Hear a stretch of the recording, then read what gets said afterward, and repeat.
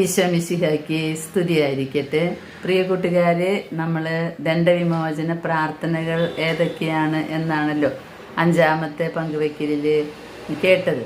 ഇന്ന് ഇതിൻ്റെ 6ാമത്തെ പങ്കുവയ്ക്കലാണ് നമ്മൾ ചെയ്യുന്നത്. ഈ നോമ്പുകാലം അവസാനിക്കുമ്പോഴേക്കും ദണ്ഡവിമോചന പ്രാർത്ഥനകളൊക്കെ നിങ്ങൾക്ക് പറഞ്ഞു തരണം എന്നാണ് ഞാൻ വിചാരിക്കുന്നത്. ഇതൊന്നും പൂർണ്ണതയല്ല കേട്ടോ. ഇനിയും പല പല ദണ്ഡവിമോചനങ്ങൾ പല സ്ഥലത്തും പ്രഖ്യാപിച്ചിട്ടുണ്ടാകാൻ ഞാനൊന്നും അറിഞ്ഞിട്ടുണ്ടാകില്ല. അങ്ങനെയുള്ള ഏതെങ്കിലും പ്രാർത്ഥനകൾ നിങ്ങൾക്ക് കിട്ടുമ്പോൾ നിങ്ങളിത് എനിക്ക് അയച്ചു തന്നാൽ എല്ലാവരുടെയും പ്രാർത്ഥനകളായിട്ട് ഞാനത് പിന്നെ പങ്കുവയ്ക്കാം. നമുക്കൊരു നിമിഷം പ്രാർത്ഥിക്കാം. പിതാവായ ദൈവമേ, പുത്രനായ യേശുവേ, പരിശുദ്ധാത്മാവായ ദൈവമേ, ഞങ്ങൾ അങ്ങയെ ആരാധിക്കുന്നു, സ്തുതിക്കുന്നു, അങ്ങേക്ക് നന്ദി പറയുന്നു. അന്ത്യവിധിയിൽ അതിനുശേഷം മാലാഖമാരോടൊത്ത് അങ്ങയെ കണ്ട് ആനന്ദിക്കുവാനുള്ള ഭാഗ്യം ഞങ്ങൾക്ക് ലഭിക്കാൻ, ഞങ്ങളുടെ ഓരോ പാപങ്ങൾക്കും പരിഹാരം ചെയ്യാനായിട്ട് സഭ തന്ന ഈ ദണ്ഡവിമോചനങ്ങളെക്കുറിച്ചുള്ള അറിവ് ഞങ്ങളുടെ ബോധ്യമണ്ഡലങ്ങളിൽ അവിടുത്തെ പരിശുദ്ധാത്മാവിനെ അയച്ച് ഉറപ്പിച്ച് നിർത്തണമേ എന്ന് ഞങ്ങൾ പ്രാർത്ഥിക്കുന്നു. ആമേൻ. നമ്മൾ കഴിഞ്ഞ പങ്കുവെക്കലിൽ പറഞ്ഞു വെച്ചത് സ്വർലോകരാജ്ഞിയാണ് പറഞ്ഞ് അവസാനിപ്പിച്ചത്. ഇപ്പോൾ അടുത്തത് നിങ്ങൾ നമ്പർ ഇട്ടോ.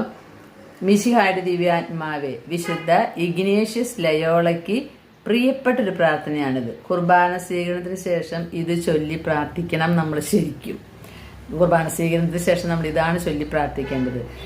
അത് നിങ്ങൾക്കറിയില്ലേ? അതിന് ഭാഗിക ദണ്ഡവിമോചനമാണ്. ആ പ്രാർത്ഥന നിങ്ങൾക്കറിയാലോ. ഈശോയുടെ തിരുഹൃദയ കൊന്താന്നൊക്കെ പറയുന്നതിന് ഞാൻ പറയാം, ഒന്നുകൂടി വായിക്കാം. മിശിഹായുടെ ദിവ്യാത്മാവെ എന്നെ ശുദ്ധീകരിക്കണമേ, മിശിഹായുടെ ശരീരമേ എന്നെ രക്ഷിക്കണമേ, മിശിഹായുടെ രക്തമേ എന്നെ ലഹരി പിടിപ്പിക്കണമേ, മിശിഹായുടെ തിരുവിലാവിലെ വെള്ളമേ എന്നെ കഴുകണമേ, മിശിഹായുടെ കഷ്ടാനുഭവമേ എന്നെ ശക്തിപ്പെടുത്തണമേ. നല്ല ഈശോ, എൻ്റെ അപേക്ഷ കേൾക്കണമേ. അങ്ങേ മുറിവുകളുടെ ഇടയിൽ എന്നെ മറച്ചു കൊള്ളണമേ.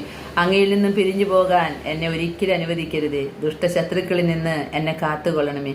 എൻ്റെ മരണനേരത്ത് എന്നെ വിളിക്കണമേ. അങ്ങേ പരിശുദ്ധന്മാരോട് കൂടെ നിത്യമായി അങ്ങയെ സ്തുതിക്കുന്നതിന് അങ്ങേ അടുക്കൽ വരാൻ എന്നോട് കൽപ്പിക്കണമേ. ആമേൻ. എന്നിട്ട് തിരുഹൃദയത്തിൻ്റെ ഒരു കൊന്തയുണ്ട്. ഈശോയുടെ മാധുര്യമുള്ള തിരുഹൃദയമേ, അങ്ങൻ്റെ സ്നേഹമായിരിക്കണമേ. ആ കൊന്ത അറിയില്ലേ, തിരുഹൃദയ കൊന്ത, അതും ഇതിനോട് ചേർത്ത് ചൊല്ലും. ഇത് മിശിഹായുടെ ദിവ്യാത്മാവേ എന്ന് പറയുന്ന പ്രാർത്ഥന. ഇത് ചൊല്ലിയാൽ, ഒരു പ്രാവശ്യം ചൊല്ലിയാൽ ഭാഗിക ദണ്ഡവിമോചനമുണ്ട്. പ്ലസ് ചെയ്യേണ്ട കാര്യങ്ങൾ ചെയ്യണം. നമ്മൾ ലഘുപാപം പോലും ഇല്ലാതിരിക്കണം. അങ്ങനെ ലഘുപാപം പോലും ഇല്ലാതിരിക്കുന്ന അവസ്ഥ നമുക്ക് ഇല്ലാത്തത് കൊണ്ട് നമ്മളിതെല്ലാം ചെയ്യും. ഈശോയുടെ കയ്യിൽ കൊടുക്കും. എത്രയാണോ അനുവദിച്ചു തരുന്നത് അത്ര നമുക്ക് വാങ്ങാം. അടുത്തത്, റോമിലെ പാത്രിയാർക്കീസ് ദേവാലയങ്ങൾ സന്ദർശിച്ചാൽ ഭാഗിക ദണ്ഡവിമോചനമുണ്ട്. റോമിലുള്ള പാത്രിയാർക്കീസ് ബസിലിക്കകളിൽ ഏതെങ്കിലും ഒന്ന് ഭക്തിപൂർവം സന്ദർശിച്ച് അവിടെ വെച്ച് ഒരു സ്വർഗസ്ഥനായ പിതാവ് ഒരു വിശ്വാസ പ്രമാണം ചൊല്ലുന്ന വിശ്വാസികൾക്ക് ഭാഗിക ദണ്ഡവിമോചനമുണ്ട്. അപ്രകാരമുള്ള ദേവാലയത്തിൽ കുമ്പസാരത്തിനായിട്ടോ കുർബാനയ്ക്കായിട്ടോ പോകുന്നതിന് ദണ്ഡവിമോചനം നൽകില്ല. അങ്ങനത്തെ ദേവാലയങ്ങളിൽ കുമ്പസാരിക്കാനും കുർബാനയ്ക്കും പോയ കാര്യമില്ല. അവിടെ ഭക്തിപൂർവം ഈ ബസിലിക്ക സന്ദർശിച്ച് ഈ ഒരു വിശ്വാസം പറഞ്ഞ് ചെയ്യണം. 3 സന്ദർഭങ്ങളിലെ സന്ദർശനത്തിനാണ് ഭാഗികമായ ദണ്ഡവിമോചനം അനുവദിച്ചിട്ടുള്ളത്. 1, ആ പള്ളിയുടെ ദേവാലയ മധ്യസ്ഥന്റെ തിരുനാൾ ദിവസം. 2, കടമുള്ള ഏതെങ്കിലും വിശുദ്ധ ദിവസം. വർഷത്തിലൊരിക്കൽ തിരഞ്ഞെടുക്കുന്ന ഏതെങ്കിലും ഒരു ദിവസം. ഈ ദിവസങ്ങൾ അവിടെ തിരഞ്ഞെടുക്കപ്പെട്ടിട്ടുണ്ട്. ആ ദിവസങ്ങളിൽ പോയി പ്രാർത്ഥിക്കുമ്പോൾ ഭാഗികമായ ദണ്ഡവിമോചനം കിട്ടും. അടുത്തത്, മാർപ്പാപ്പയുടെ ആശീർവാദം. പൂർണ്ണ ദണ്ഡവിമോചനമാണ് കേട്ടോ. മാർപ്പാപ്പയുടെ ആശീർവാദം റോമായ്ക്കും ലോകത്തിനും വേണ്ടി പരിശുദ്ധ പിതാവ് നൽകുന്ന ആശീർവാദം, ഊർബിയ തോർബി എന്ന് പറയും. അത് റേഡിയോയിലൂടെ ആണെങ്കിലും TV-യിലൂടെ ആണെങ്കിലും ഭക്തിയോടെ സ്വീകരിച്ചാൽ നമുക്ക് പൂർണ്ണ ദണ്ഡവിമോചനം ലഭിക്കും. പൂർണ്ണ ദണ്ഡവിമോചനം എന്ന് പറഞ്ഞാൽ മനസ്സിലായി കാണുമെന്ന് വിചാരിക്കുന്നു. അടുത്തതാണ് നമ്മൾ സിമിത്തേരി സന്ദർശനം. അതൊക്കെ ഞാൻ ആ നവംബർ മാസത്തിൽ ചുറ്റുണ്ട്. പൂർണ്ണവും ഭാഗികവും ഉണ്ട്. ശുദ്ധീകരണ സ്ഥലത്തിലെ ആത്മാക്കൾക്ക് വേണ്ടി മാത്രമായിട്ടാണ് ഈ ദണ്ഡവിമോചനം കിട്ടുള്ളൂ. ശുദ്ധീകരണ സ്ഥലത്തെ ആത്മാക്കൾക്ക് വേണ്ടി മാത്രം. അതായത് സാധാരണ ദണ്ഡവിമോചനങ്ങൾ നമുക്കും ലഭിക്കും. നമുക്ക് വേണമെങ്കിൽ അത് കടം കൊടുക്കാം ശുദ്ധീകരണ സ്ഥലത്തെ ആത്മാക്കൾക്ക് വേണ്ടി. നമ്മുടെ കെട്ടിയവനും കെട്ടിയവർക്കൊന്നും കൊടുക്കാൻ പറ്റില്ല, മക്കൾക്കൊന്നും. അതൊക്കെ അവരെ തന്നെ ഉണ്ടാക്കിയെടുക്കണം. ജീവിച്ചിരിക്കുന്നവർക്ക് പറ്റില്ല. എന്നാൽ നമുക്കെടുക്കാം ആ ദണ്ഡവിമോചനം. ഇത് അങ്ങനെയല്ല. ഈ സിമിത്തേരി സന്ദർശനം ശുദ്ധീകരണ സ്ഥലത്തെ ആത്മാക്കൾക്ക് മാത്രമേ കൊടുക്കാൻ പറ്റുള്ളൂ. നമ്മൾ അങ്ങനെ ചുളിവിൽ അത് മേടിച്ചു വയ്ക്കാൻ പറ്റില്ല. ഇനി ഭക്തിയോടെ സെമിത്തേരി സന്ദർശിച്ച് പ്രാർത്ഥിക്കുന്നവർക്ക്, മരിച്ചവർക്ക് വേണ്ടി പ്രാർത്ഥിക്കുന്നവർക്ക്, നേരിട്ട് പോകാനായില്ലെങ്കിൽ മനസ്സുകൊണ്ടെങ്കിലും പ്രാർത്ഥിക്കുന്നവർക്ക്, അങ്ങനെയുള്ള വിശ്വാസികൾക്ക് ഇത് വിമോചനം കിട്ടും. ഇനി സെമിത്തേരി സന്ദർശിക്കാൻ പറ്റിയില്ലല്ലോ രോഗികൾ, കുഴപ്പമില്ല, വീട്ടിലിരുന്ന് സെമിത്തേരി മനസ്സിൽ കണ്ട് പ്രാർത്ഥിച്ചാൽ മതി. നവംബർ 1 മുതൽ 8 വരെയുള്ള തീയതികളിൽ സന്ദർശിച്ചാൽ പൂർണ്ണ ദണ്ഡവിമോചനം, മറ്റു ദിവസങ്ങളിൽ സന്ദർശിച്ചാൽ ഭാഗിക ദണ്ഡവിമോചനം. ഈ പള്ളി കഴിഞ്ഞാൽ പള്ളിയോട് ബന്ധപ്പെട്ട് കിടക്കുന്ന സിമിത്തേരിയിലേക്ക് അമ്മാമ്മമാര് ഓടണേ. എൻ്റെ കുട്ടൻസ് ഇപ്പോഴാണ് മനസ്സിലായില്ലേ? പണ്ടൊന്നും ഞാൻ സിമിത്തേരി കയറാറേ ഇല്ല. കാരണം കുർബാന കഴിഞ്ഞാൽ പോകും. ഇങ്ങനെ ഈ അമ്മാമ്മമാർക്ക് വേറെ പണിയൊന്നുമില്ലേ? അവിടെ പറഞ്ഞ് ഞാൻ പിന്നെ പറയാം കുറെ കുറ്റം കുറവൊക്കെ പറഞ്ഞ് കൂട്ടമായിട്ട് ഇങ്ങനെ മരവളെ പറ്റിയും അമ്മായിമനെയൊക്കെ കുറിച്ച് കുറ്റം പറഞ്ഞിട്ട് വരാനാവുമെന്ന് വിചാരിക്കാറ്. പക്ഷെ അതല്ല കേസ്. നമ്മൾ പള്ളിയെ പോയാൽ സിമിത്തേരി സന്ദർശിച്ചാൽ നമുക്കൊരു ഭാഗിക ദണ്ഡവിമോചനമുണ്ട്. നമുക്കല്ല, പാവപ്പെട്ട ശുദ്ധീകരാത്മാക്കൾക്ക്. അവരത് കാത്തിരിക്കുക. പള്ളി കഴിഞ്ഞ് ആരെങ്കിലും വന്നാൽ അവർക്ക് ദണ്ഡവിമോചനം കിട്ടും. അത് നമ്മൾ കാഴ്ചവെക്കണം കേട്ടോ. നമുക്ക് ആ ദണ്ഡവിമോചനം വേണമെന്ന് പറയണം, ടേംസ് ആൻഡ് കണ്ടീഷൻസ് പൂർത്തിയാക്കണം. എന്നിട്ട് അത് നമുക്ക് പാവപ്പെട്ട സിമിത്തേരിയിലെ ആത്മാക്കൾക്ക് കാഴ്ചവെക്കാം. സിമിത്തേരിയിലെ ആത്മാക്കള്, ശുദ്ധീകരണ ആത്മാക്കള്. ഈ സെമിത്തേരിയിൽ പോകുമ്പോൾ ആളുകളുടെ പേര് അവിടെ ആത്മാക്കൾ ഇങ്ങനെ വട്ടമേശ സമ്മേളനം ചെയ്യേണ്ടെന്ന് ഇല്ല.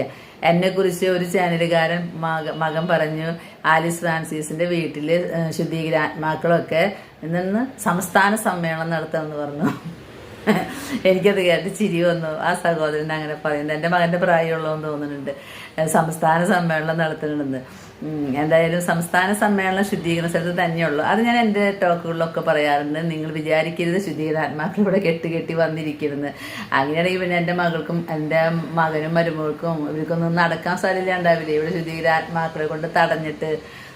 എന്തായാലും അവര് ദർശനത്തിന് നമുക്ക് ഈശോ കാണിച്ചു തരുന്നതാണ്. അതുപോലെ സിമിത്തേരിയിൽ ആത്മാക്കളില്ല, സിമിത്തേരിയിൽ ആത്മാക്കളില്ല. നമ്മൾ അവർക്ക് വേണ്ടി പ്രാർത്ഥിക്കുന്നത്, കാത്തിരിക്കുന്നത്, അവർ ശുദ്ധീകരണ സ്ഥലത്ത് കാത്തിരിക്കുന്നത്. നമ്മളിവിടെ സിമിത്തേരി ശാരീരികമായി പ്രവൃത്തി ചെയ്യുമ്പോൾ അവർക്ക് ആശ്വാസം കിട്ടും. അങ്ങനെ നവംബർ 1-നും 8-നും ഇടയിൽ ഓരോ ദിവസവും ശുദ്ധീകരണ സ്ഥലത്തിൽ ഓരോ ആത്മാക്കൾ നമുക്ക് നേടാം, മോചിപ്പിക്കാം. അത് മോചിപ്പിക്കാൻ പൂർണ്ണമായിട്ടല്ല, അതൊക്കെ തമ്പുരാന്റെ വിധി പോലെ നമ്മൾ ചെയ്യേണ്ടത് ചെയ്താൽ മതി. അതുപോലെ കബറിടങ്ങളുള്ള ദേവാലയങ്ങളോ സിമിത്തേരിയോ സന്ദർശിച്ച് പ്രാർത്ഥിക്കണം. കബറിടം വേണം, കല്ലറി ഉണ്ടാവണം, അങ്ങനത്തെ ദേവാലയങ്ങൾ സന്ദർശിക്കുക. അതുപോലെ വിശുദ്ധരുടെ കല്ലറുകളുള്ള കബറിടങ്ങളുള്ളത്, അത് ഭയങ്കര ദണ്ഡവിമോചന. നവംബർ 2-ാം തീയതി സിമിത്തേരി സന്ദർശനം നടത്താനാവാത്ത സാഹചര്യമാണെങ്കിൽ ഒരു പള്ളി സന്ദർശിച്ച് ഒരു വിശ്വാസ പ്രമാണം ചൊല്ലി മറ്റ് വ്യവസ്ഥകൾ പൂർത്തീകരിച്ചാലും ഇതേ ദണ്ഡവിമോചനം സ്വീകരിക്കാം. മനസ്സിലായല്ലോ? ഇനി അടുത്ത ദണ്ഡവിമോചനമാണ് ഭാഗിക ദണ്ഡവിമോചനം. വിശ്വാസ പ്രമാണം. നമ്മുടെ വിശ്വാസ പ്രമാണത്തിന് ഭാഗികമായ ദണ്ഡവിമോചനം ഉണ്ട്. ശ്ലീഹാമാരുടെ വിശ്വാസ പ്രമാണം, നൈസിയൻ വിശ്വാസ പ്രമാണം, കോൺസ്റ്റാന്റിനോപ്പിൾ വിശ്വാസ പ്രമാണം എന്നിവ ചൊല്ലുന്നവർക്ക് ഭാഗികമായ ദണ്ഡവിമോചനം ഉണ്ട്. അടുത്തത് ആദിമ ക്രൈസ്തവരുടെ സെമിത്തേരികൾ അഥവാ കാറ്റാകോമ്പുകൾ സന്ദർശിച്ചാൽ ഭാഗിക ദണ്ഡവിമോചനമുണ്ട്. ആദിമ ക്രൈസ്തവരുടെ സെമിത്തേരികൾ നമ്മളിവിടെ ഒന്നും കാണില്ല. ഇനി ദുഃഖവെള്ളിയാഴ്ച പൂർണ്ണ ദണ്ഡവിമോചനാണ്. ദുഃഖവെള്ളിയാഴ്ചയുടെ ആരാധന ചടങ്ങുകളിൽ ഭക്തിയോടെ പങ്കെടുത്ത് കുരിശിനെ വണങ്ങാൻ ചുംബിക്കുകയും ചെയ്യുന്നവർക്ക് പൂർണ്ണ ദണ്ഡവിമോചനം ലഭിക്കും. ദുഃഖവെള്ളിയാഴ്ച നടത്തുന്ന ഏതൊരു ഭക്തകൃത്യങ്ങൾക്കും, പള്ളി സന്ദർശനം, മേടിവിളി സന്ദർശനം, എല്ലാത്തിനും ദണ്ഡവിമോചനമുണ്ട്. നമ്മുടെ ഇടവകപ്പള്ളിയിൽ പോയിട്ട് നമ്മൾ കൂടുമ്പോൾ അതിന് പൂർണ്ണ ദണ്ഡവിമോചനം. അതിനുശേഷം നമുക്ക് കിട്ടുന്ന ഭാഗിക ദണ്ഡവിമോചനമൊക്കെ എങ്ങനെയെങ്കിലുമൊക്കെ പരിഹാരങ്ങൾ ചെയ്ത് നമ്മൾ നേടിയെടുത്തോ. പിന്നെ മരിച്ചവരുടെ ഓഫീസ്, അതിന് ഭാഗിക ദണ്ഡവിമോചനമുണ്ട്. ഇതിലൂടെ ശുദ്ധീകര ആത്മാക്കൾക്ക് ഭാഗിക ദണ്ഡവിമോചനമാണ് കൊടുക്കാൻ പറ്റുക. അതുപോലെ സങ്കീർത്തനം 130, കർത്താവേ അഗാധത്തിൽ ഞാൻ അങ്ങയെ വിളിച്ചപേക്ഷിക്കുന്നു, കർത്താവേ എൻ്റെ പ്രാർത്ഥന കേൾക്കണമേ, ചെവി ചായ്ച്ച എൻ്റെ യാചനകളുടെ സ്വരം ശ്രവിക്കണമേ. സങ്കീർത്തനം 130-ന് ഭാഗികമായ ദണ്ഡവിമോചനമുണ്ട്. ഇനി വേറൊരു പ്രാർത്ഥനയുണ്ട്.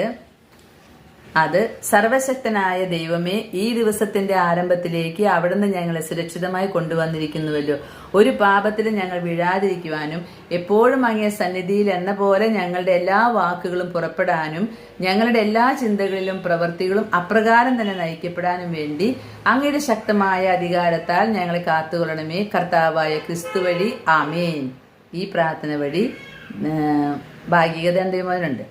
വേറൊരു കാര്യം, നമ്മൾ 3 ഫുൾ ഡേ പൂർണ്ണ ദിവസങ്ങളിൽ ഒരു ധ്യാനം കൂടി ധ്യാനത്തിന് വേണ്ടി നമ്മൾ ചെലവഴിക്കുക. നമ്മുടെ സമയവും ശരീരത്തിന്റെ നമ്മുടെ ആരോഗ്യമൊക്കെ അങ്ങനെ ചെയ്യുന്നവർക്ക് പൂർണ്ണ ദണ്ഡവിമോചനം കിട്ടും. 3 ദിവസത്തെ ധ്യാനം കൂടുക, അല്ലെങ്കിൽ അങ്ങനെ ഒരു ധ്യാനത്തിന് വേണ്ടി നമ്മൾ സഹായിക്കുക, നമുക്ക് പൂർണ്ണ ദണ്ഡവിമോചനം കിട്ടും.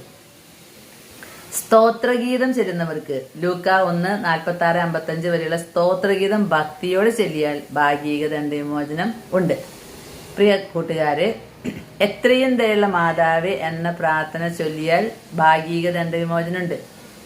പിന്നെ ഒരു പ്രാർത്ഥന, മറിയമേ കൃപയുടെ മാതാവേ കരുണയുടെ അമ്മേ, ശത്രുവിൽ നിന്ന് എന്നെ കാത്തുകൊള്ളുകയും എൻ്റെ മരണനേരത്ത് എന്നെ സ്വീകരിക്കുകയും ചെയ്യണമേ, ഭാഗിക ദണ്ഡവിമോചനമുണ്ട്.